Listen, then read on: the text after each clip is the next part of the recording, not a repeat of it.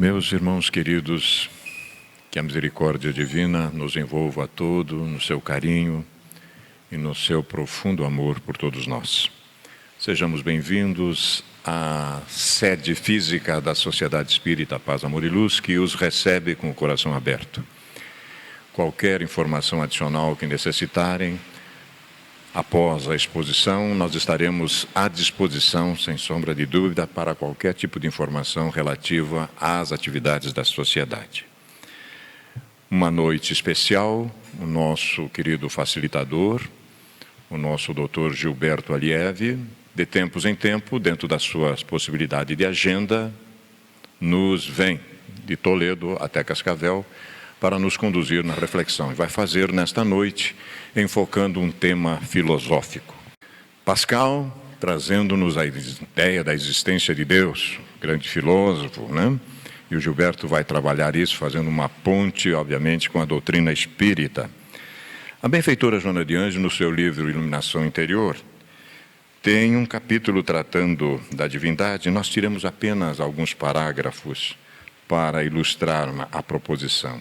Diz ela para nós que jamais se fragmenta a mente divina, porque Deus é uno, absoluto, eterno, portador de muitos outros atributos, ainda incompreensíveis ao limite da criatura humana.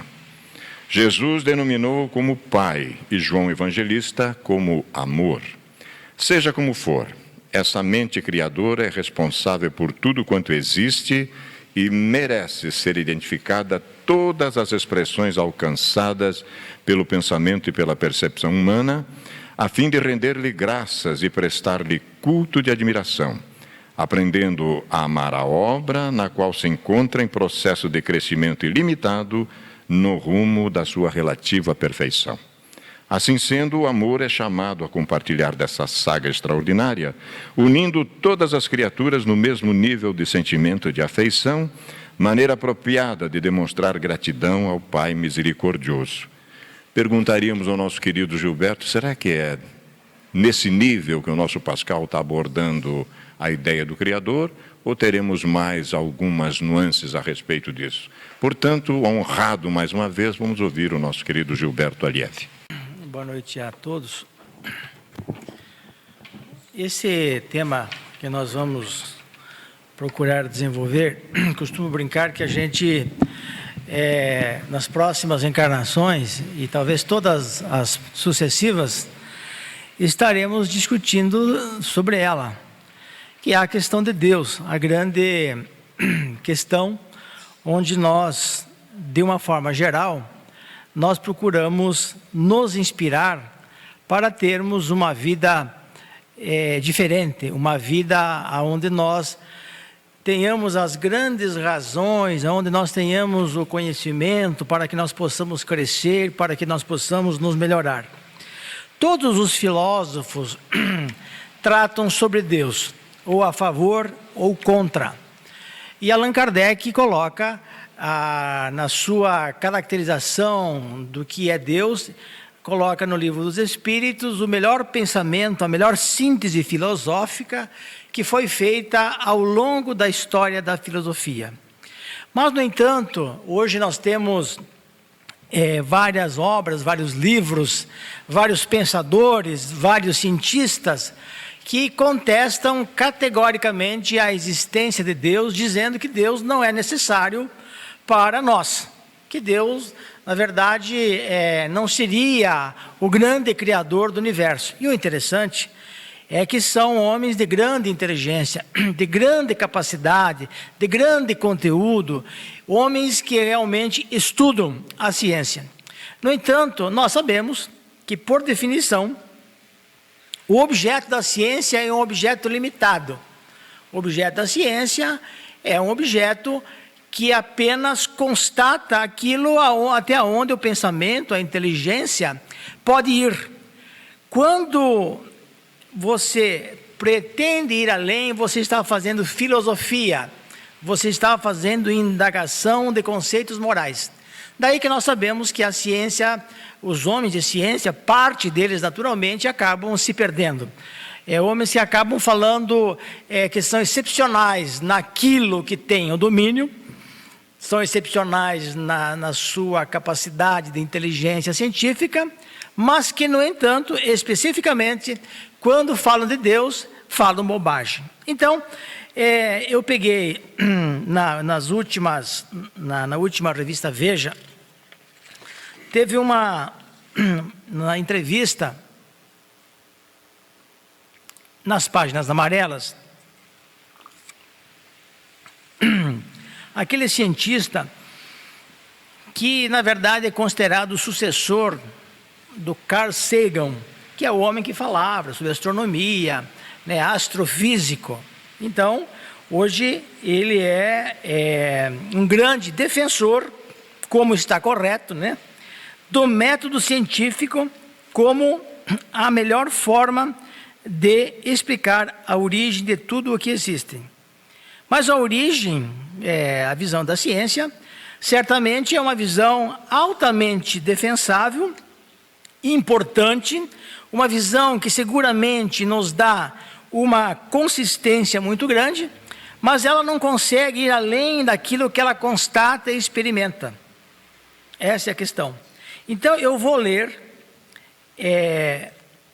o que ele falou na revista Veja, nas páginas amarelas, para nós vermos como é primária a sua conclusão filosófica. É aí que eu quero chegar.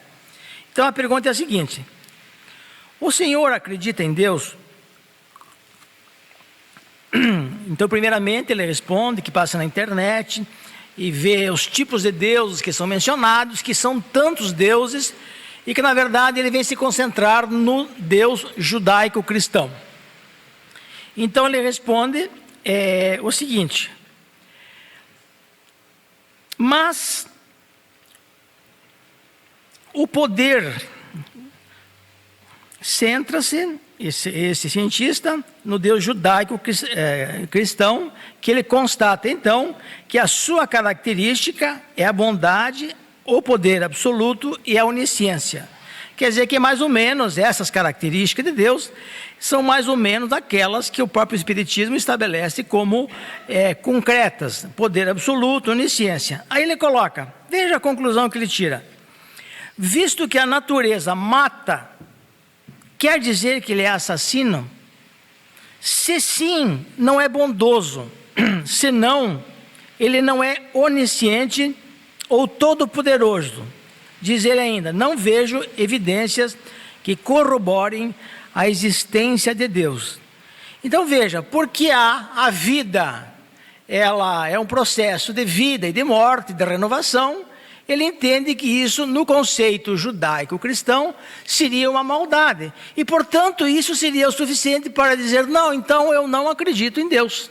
Eu só quero constatar, fazer a colocação, que, sob o ponto de vista de ciência, é um homem de grande ciência, um homem de grande prestígio internacional. Vocês ligam lá Discovery, sempre ele está apresentando sobre o universo, sobre os astros, né? E curiosamente, mesmo dizendo que não acredita em Deus, ele tem como 100% certo que há vida inteligente em outros planetas. Uma coisa curiosa, né? Curiosa, né? 100% certo na visão dele que há vida em outros planetas. E aí, para dizer, ou para nós observarmos como, digamos, o conceito de Deus é ainda muito fraco, né? Muito limitado para tantas pessoas, na próxima revista Veja, houve um comentário de alguém que se reportava à reportagem. E como eu disse aqui, sobre Deus, é exatamente isso que ele falou, essa contradição, essa falta até de coerência. Aí o comentário desse senhor diz o seguinte: estou indo para os 70 anos e foi a primeira vez que vi expostas todas as minhas dúvidas sobre a existência de Deus e seu papel na civilização, a função da ciência e sua relação com os cidadãos e o poder do estímulo à busca das origens de tudo que existe. Foi uma leitura aliviadora da minha sensação de incapacidade e solidão, com pensamentos e conjecturas que até aqui não haviam sido esclarecidos por nenhum meio entre os que eu tenho buscado. Então fica muito interessante que o próprio cientista diz muito pouco sobre Deus. A pessoa que faz, que comenta sobre isso e que a Veja reproduziu, diz que esta colocação foi altamente aliviadora. Quer dizer, e aliviadora como? Se ele diz que não há evidências ou não há necessidade de termos Deus como o diretor desse processo todo. Então é muito interessante, né, essa colocação. E aí fica assim essa introdução que nós estamos fazendo. No entanto, o nome da palestra é a aposta de Pascal. Quem já ouviu falar da aposta de Pascal? Pascal foi um grande filósofo, cientista, matemático, um homem de grandes luzes como o homem da ciência. E também, a propósito, tem mensagem escrita no Evangelho segundo o Espiritismo. Foi um dos espíritos que participou da construção da doutrina dos espíritos. Então, claro que o argumento que ele utiliza de forma matemática, claro, era uma ideia de dizer das vantagens de você acreditar em Deus, ao contrário de não acreditar em Deus. Então, claro que nós como espíritos, até antecipando a crítica que se faz a esse tema, claro que nós sabemos, já na visão da doutrina espírita, que o acreditar ou não em Deus não é o mais fundamental, é o tipo de vida que o sujeito leva. Se você consegue, de alguma forma, na sua vida, diminuir o volume dos vícios e aumentar os das virtudes, então, na visão espírita, isso é o que importa. Não importa o discurso de nós apregoarmos que nós acreditamos em Deus ou de que nós somos submissos a Deus. Isso não é importante. Importante, na verdade, é outra coisa. Importante é, digamos, a sua ação. Mas o discurso dele eu acho muito bonito, até porque é considerado, dentro da filosofia, um dos argumentos muito interessantes e muito importantes, porque ele utiliza a visão matemática para dizer da oportunidade de você acreditar em Deus. Tanto é que desta colocação sai a chamada teoria das probabilidades ou teoria da decisão. Então, qual seria a aposta que ele fez de você ter as vantagens de acreditar em Deus a não acreditar? Jatiana, diz o seguinte: se você acredita em Deus e Ele existe, quando você morrer, seu ganho é infinito. Então, claro, ele coloca aqui a crença, como a crença. Claro que ele estabelecia que como conteúdo da crença era você ter uma atitude de vida moral. Então não é, digamos, a construção matemática que ele faz, não é exatamente a construção para simplesmente você dizer eu acredito. Não, ele se fosse reproduzir e fosse esclarecer como ele esclareceu, exatamente a atitude moral que você tem na Terra. A grande questão é que ele entendia que a crença em Deus e, portanto, uma ação apropriada, sabendo que Deus existe, ela teria melhor qualidade, né? Muito melhor qualidade, qualidade moral, e que, portanto, o seu ganho era infinito. Lembrando, então, que, claro, era um filósofo, e, portanto, na época não se falava da reencarnação. Então, se você acredita em Deus, Ele existe, quando você morrer, seu ganho é infinito. Já se você acredita em Deus e Ele não existe, quando você morrer, a sua perda é finita. Você ficou, quer dizer, não era crença, quer dizer, a tua atitude mais moral, por pouco tempo que você teve, e se Deus não existe, a sua perda é finita. Você teve um pequeno esforço, mas também uma pequena perda. Se você não acredita em Deus, e Ele de fato não existe, quando você morrer, seu ganho é finito. Mas se você daí ele complementa, a saber, o tempo de vida que você não perdeu acreditando numa quimera. Um sonho, né? Mas se você não acredita em Deus e Ele existe, então quando você morrer, sua perda é infinita. Se você não acredita em Deus e Ele existe, quando você morrer, a sua perda é infinita. Claro que nós podemos adaptar a linguagem aqui na visão espírita. É lógico que não eram infinitos, Deus não seria justo, né? Há uma crítica filosófica interessante, né? Que se faz essa colocação. Mas é muito interessante essa visão, porque ela tem muito a ver na filosofia. Os filósofos pensam muito sobre ela. Então, na verdade, nós poderíamos traduzir na linguagem espírita que a vida mais moral, correto? Existindo Deus em você desencarnando, ele fala em morrer naturalmente, em você desencarnando será muito mais positiva, muito melhor. Então é muito interessante que desta visão de colocação entre o finito e o infinito e a ação moral ou não, você na verdade acaba tendo uma escolha que pode ser muito melhor para a sua existência. Se fosse traduzir hoje, eu diria, claro, que a visão, a pregação materialista do niilismo, do nada, ela de fato é prejudicial para a sua ação na vida, o tipo de vida e de ação que você tem. Isso seria altamente complicado, essa é a questão. Mas aí, o que nós vemos em Allan Kardec sobre a existência de Deus? Os argumentos também são altamente modernos, atualíssimos, e não há nada de mais, digamos, atual do que o pensamento que a doutrina espírita coloca tanto no Livro dos Espíritos quanto no capítulo da Gênese que trata sobre Deus. Na verdade, é uma sequência de argumentações que, na verdade, muito embora a razão em si não é absoluta, a evidência que decorre desta razão, ela é muito consistente. Porque entre você ter algo que te dê uma esperança, que te dê um rumo, te dê um caminho, e nada ter, é uma questão até da utilidade, né? Você pega a melhor opção e que provavelmente esta opção é a melhor de todas. Então, na Gênese, Allan Kardec começa assim: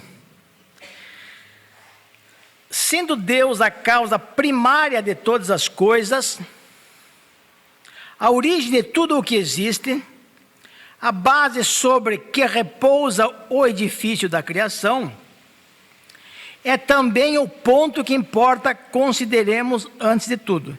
Então, quando se fala que Deus é a causa primária, quer dizer que você, voltando no tempo, você não consegue voltar antes dessa causa primária. A causa primária é a causa primeira, conforme a tradução que se dá do Livro dos Espíritos, mas ambas têm o mesmo significado.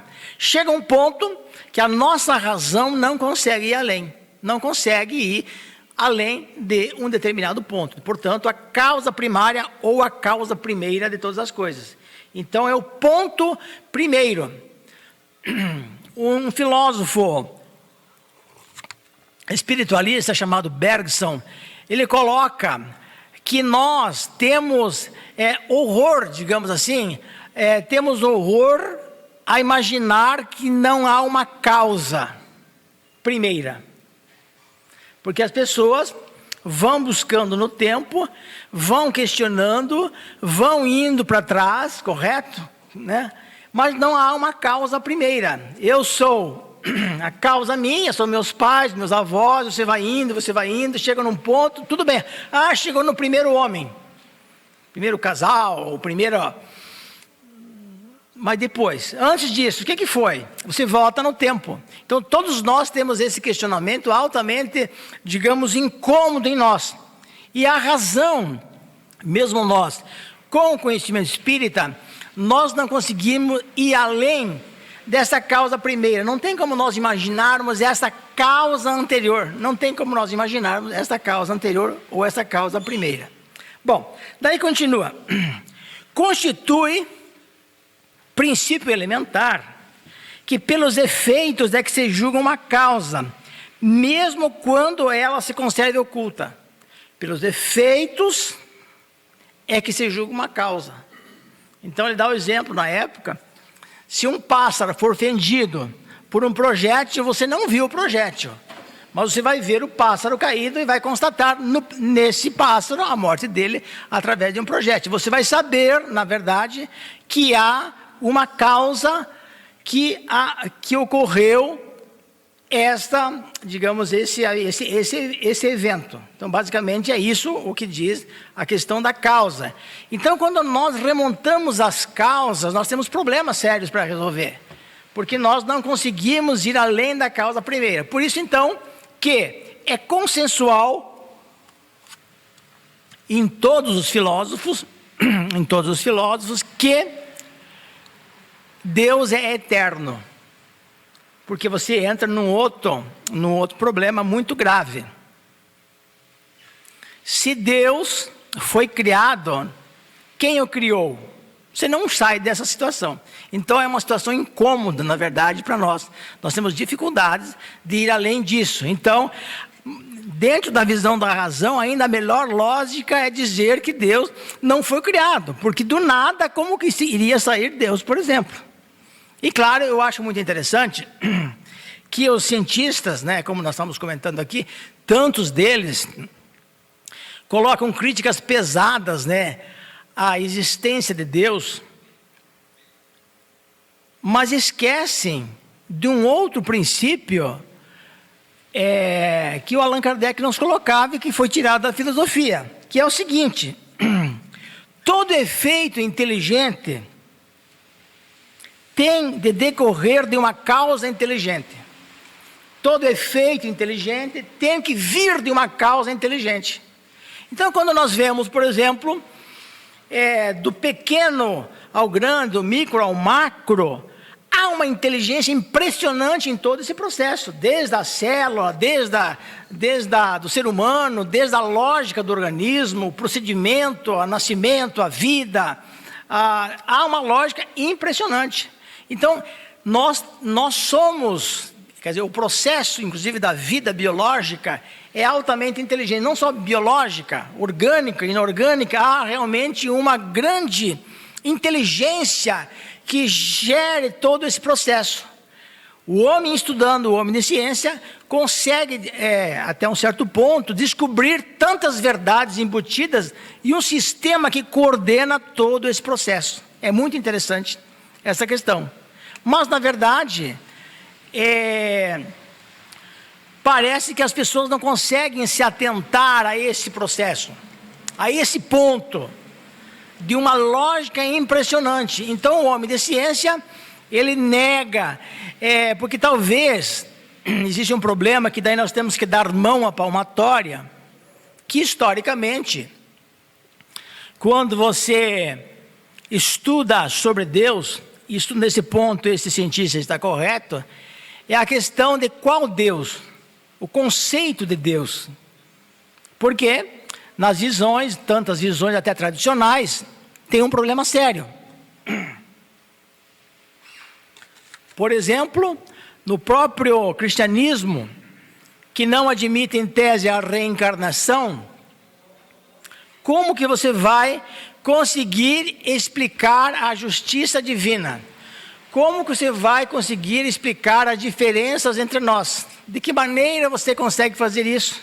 Não há como você conseguir. Então, claro que a crítica que faz, então, a Deus, é ao Deus conhecido, ao Deus, digamos assim, que pode se vingar, o Deus que se vinga, por exemplo, o Deus que não é bondoso. Mas para isso é necessário que tenha uma conceituação de Deus que tenha todas as características que consigam responder a todas as nossas diferenças. E nesse processo fica atrelada a questão da reencarnação. Porque sem a reencarnação, as vidas sucessivas, que você nasce várias vezes, que você estuda, que você se melhora, você não consegue fazer a compreensão e o entendimento da justiça divina.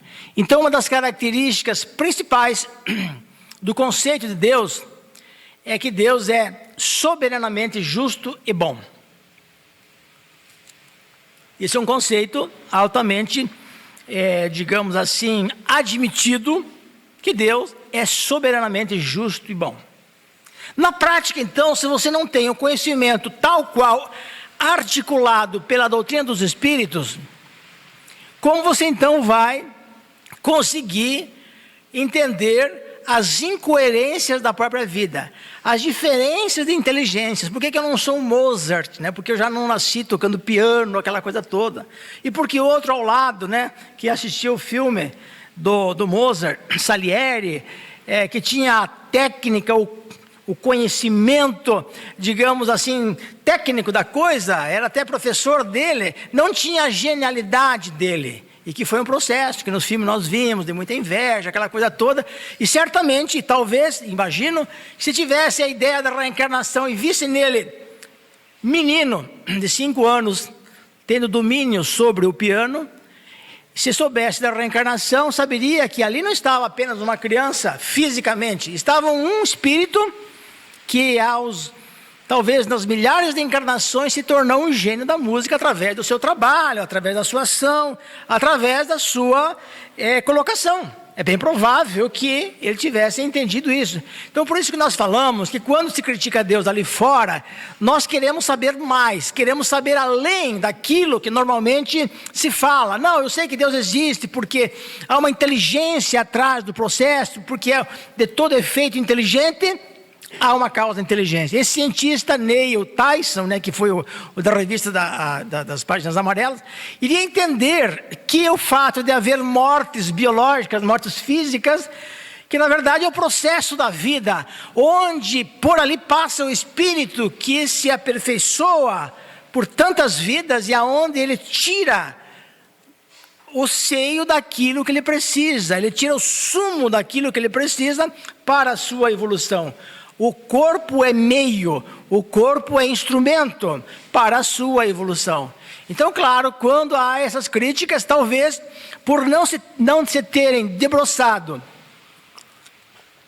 sobre a visão altamente encadeada, lógica e fundamentada, tal qual a doutrina espírita nos coloca, é que nós vemos homens de tanta ciência com pensamentos até primários.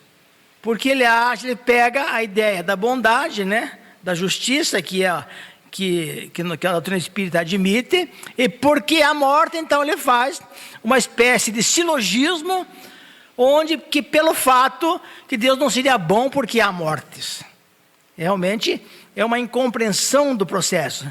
Então, claro que nós estamos aqui também, não só falando da posse de Pascal, que na verdade são argumentos que nós, vivendo com eles, dentro dessa coerência, nós podemos ter opções melhores, na medida em que você sabe que a vida é transitória, que é o grande processo que a doutrina espírita nos coloca.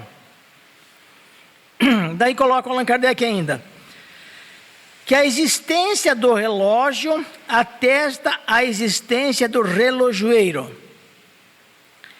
E aí, na questão mais profunda, então, que já fica difícil, lá no Livro dos Espíritos, nós vemos que a questão da natureza de Deus, nós não conseguimos sondá-la. Qual que é o objeto da doutrina, de estudo da doutrina espírita? Não é Deus, não é a matéria, é o espírito.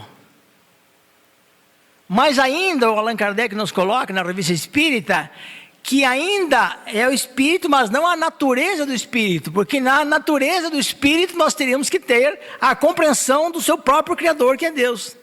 Então, a grande colocação que ele nos coloca, a doutrina espírita nos coloca, é que nós temos que, então, vamos usar a palavra do Pascal, apostar nesta lógica, nesse processo. E dizem os espíritos, preocupe-se então a melhorar a sua atitude, o seu comportamento, procure melhorar, para que você consiga o sentido, porque nos falta um sentido.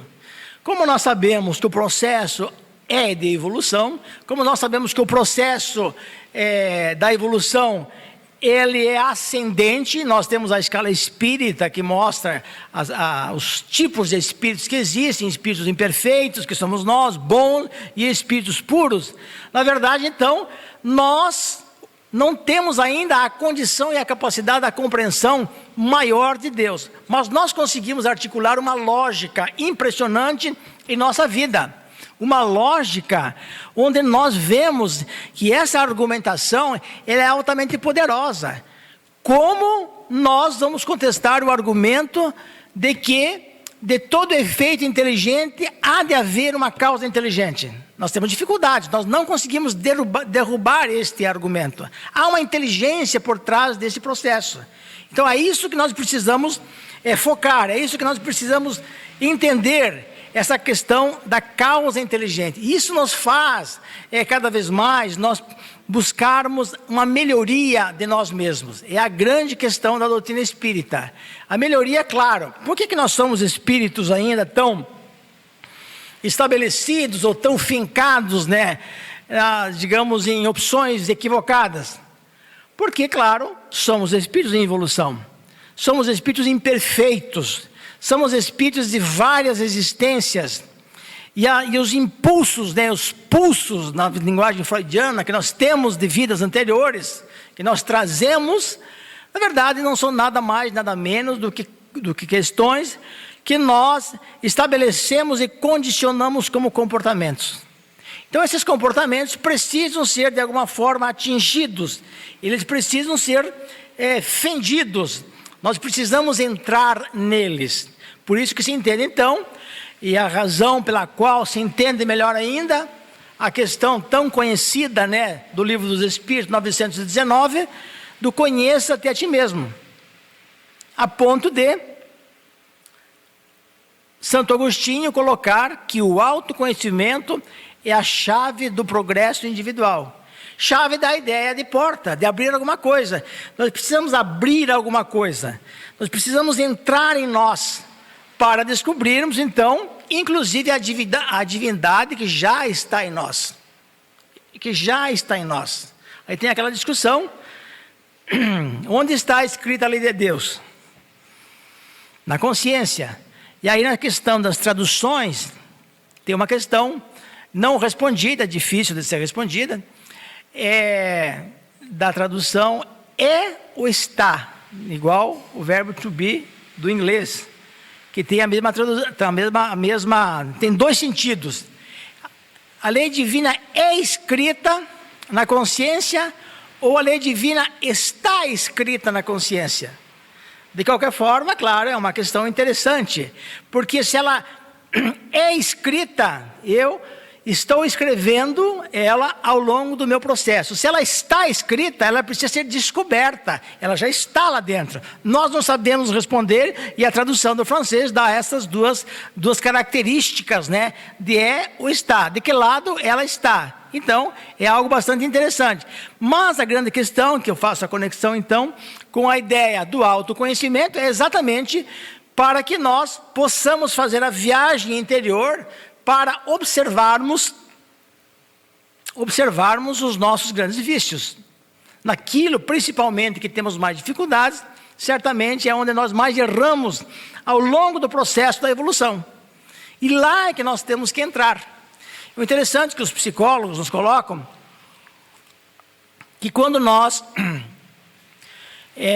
psicólogos e também estudiosos, os próprios espíritos em algumas orientações, que quando nós vemos defeitos em nós, ao invés de nós fazermos um processo de auto-chicoteamento, algo tipo, eu não sou ninguém, eu sou um espírito inferior, eu sou um espírito atrasado, não perca seu tempo, olhe de frente o defeito e tente superá-lo, porque o defeito faz parte, o vício faz parte do teu processo de evolução. Em algum momento, digamos, entre aspas, ele até foi útil pelo estágio de evolução em que eu me encontrava. E não tinha como, senão, passar pela mesma trajetória que você fez lá atrás. Não tinha como. Então, o problema do vício é algo que realmente nós precisamos compreender e entender que a doutrina espírita, ela abrange um processo de várias premissas, onde nós conseguimos tirar conclusões mais consistentes, mais estruturadas, para nós compreendermos melhor, então, não só nós mesmos, mas como essa questão da ideia da existência de Deus.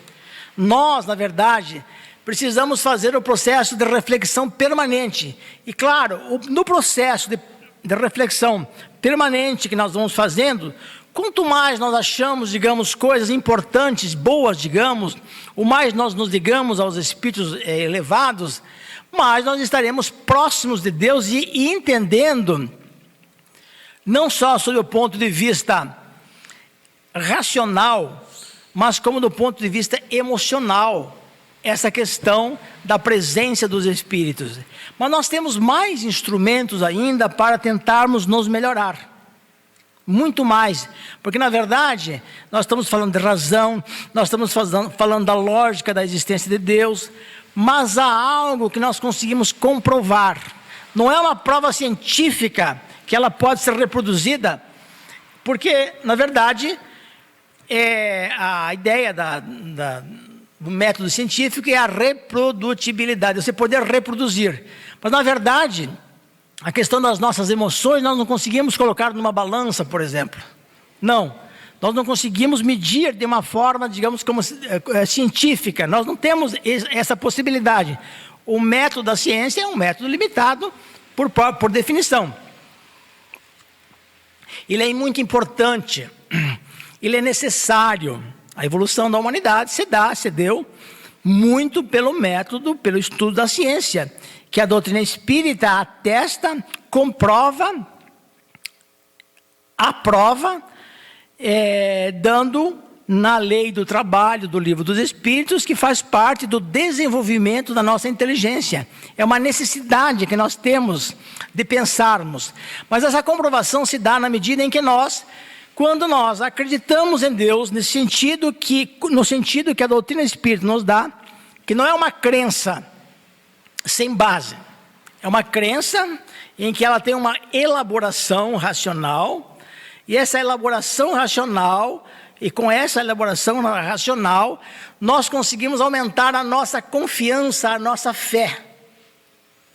Lá no livro, no Evangelho segundo o Espiritismo, nós vemos que a fé, ela tem duas características: a fé racional e a fé cega. Quem apregoa que a fé não pode ser objeto da razão, mostra a impotência dos argumentos que tem, diz Allan Kardec. A impotência dos argumentos que tem.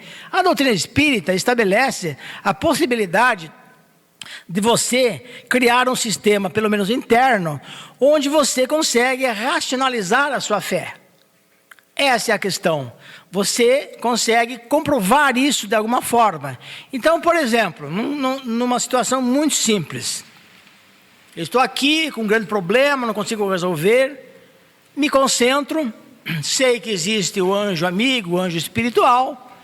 Peço uma intuição, peço um auxílio, organizo a minha mente e de repente a solução aparece como que do nada. Então nós... muitas vezes nos impressionamos pelas soluções até imprevistas ou improváveis de antemão, imaginando, que nós temos em nossas vidas. Quando nós dirigimos o nosso pensamento, nós nos conectamos com os amigos maiores.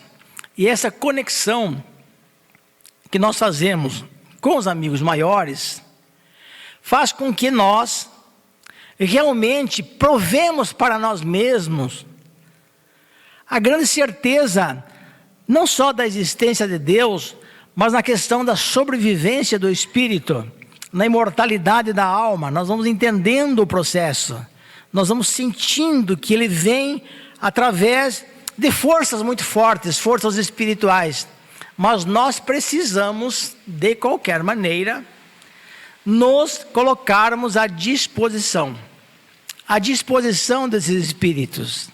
A ideia de que nós, espíritas, não deveríamos estar em contato permanente com os espíritos, conflita, que não é um pensamento espírita, conflita com o estabelecido lá na questão 495 do Livro dos Espíritos, quando eles insistem para que nós entremos em contato permanente com eles. E dão como resposta que nós seremos mais fortes e mais felizes. Não é pedir coisas do dia a dia, se vai chover amanhã, o número da loteria. Não, mas pedirmos esta ligação espiritual. Está lá, claramente, na questão 495, que nós deveríamos lê-la várias vezes, porque esta é a pauta espírita.